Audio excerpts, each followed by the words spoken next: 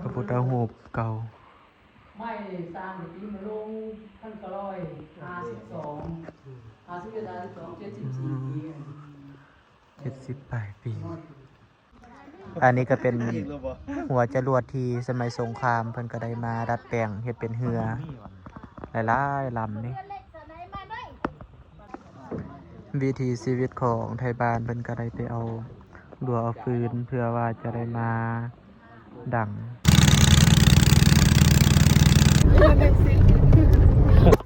ชื่อเล็กนึง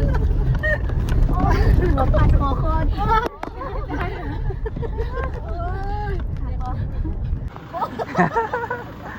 จะคนนี่6 คน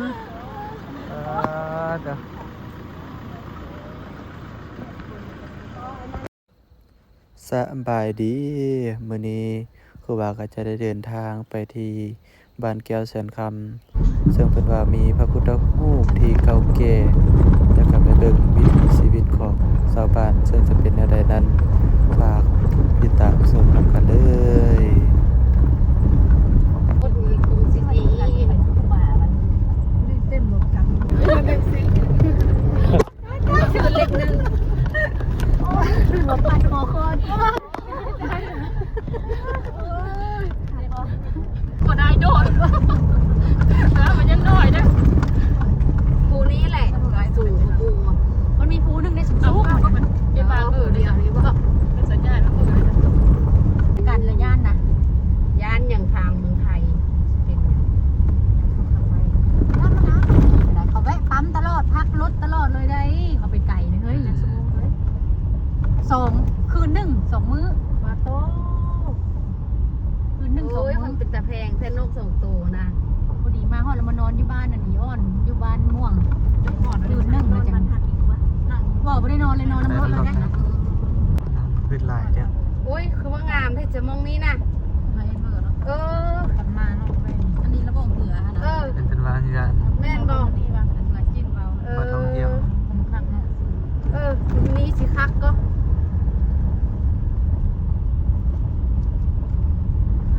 รถน้องสะอาดไปทางไหนวันนี้นะเดี๋ยวซ้ายไปวัดใดวัดพุ่นบ่วัดแคมน้ำบ่วัดผลซี่ก่อนบ่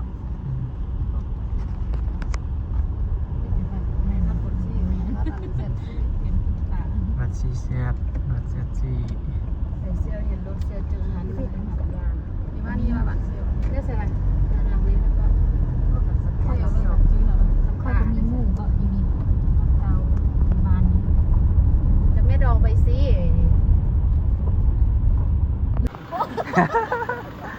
จะคนนี่6 คนเดี๋ยวพระพุทธรูปเก่าไม่สร้างในปีมาลง1952 74 ปีนี่ก็แม่น้ำยวงอยู่ที่บ้านแก้วแสนคำเมืองคำเกิดแขวงบดีคำไซอันนี้ก็เป็นเรือที่ชาวบ้านหรือว่าชาวประมงทำอาหากินอยู่ในเขตนี้อันนี้ก็เป็นหัวจรวดที่สมัยสงครามเพิ่นก็ได้มาดัดแปลงเฮ็ดเป็นเรือหลายๆลำนี่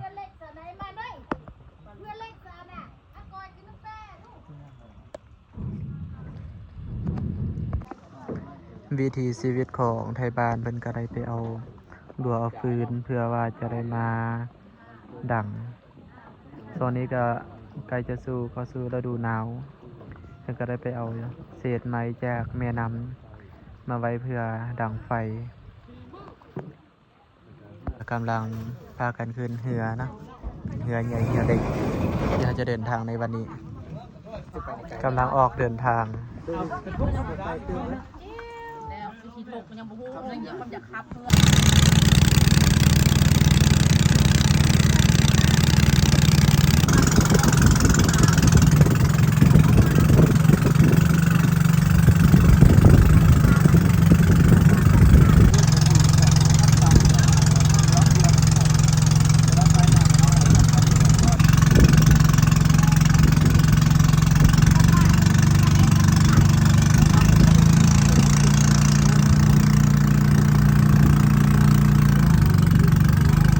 อนนี้เราก็มาฮอดสถานที่ที่เราจะมาพักสันเขาเป็นที่เรียบร้อยอันนี้ก็เป็นตูบเป็นเฮือนของชาวบ้านที่เพิ่นมาอาศัยมาเลี้ยงสัตว์สารพัดสิ่งต่างๆอันนี้ก็เป็นคอกหมูน้อยแต่น้ำก็สีใกล้สิมาฮอดแล้วเนาะช่วงนี้น้ำขึ้นเพิ่นว่าน้ำก็ขึ้นแล้วอันนี้คอกไก่เพิ่นก็มาเลี้ยงเป็ดเลี้ยงไก่เลี้ยงหมูเลี้ยงงัวขึ้นฮอดเสาเขียงละกำลังสั่นเขาสามัคคีกัน มันรถไปไปเจ้าสหมันอยู่นี่ก็มี อันนี้เป็นบ้านเก่า เพื่อนเนี่ยแต่มันห่างเขาก็ไปอยู่เวียงอยู่กันเลยย้ายไปเท่านั้นเด็ก ไปฮอดใส่ก่ เดิ อน นมา โอ้ยังคักก็ตอนไปนอนก็พูนี่แท้สิมันว่าบ่มีม้องนอนคักก็เห็นนอนปราสาทมาปูนอนเนาะ ใช้อันเดียว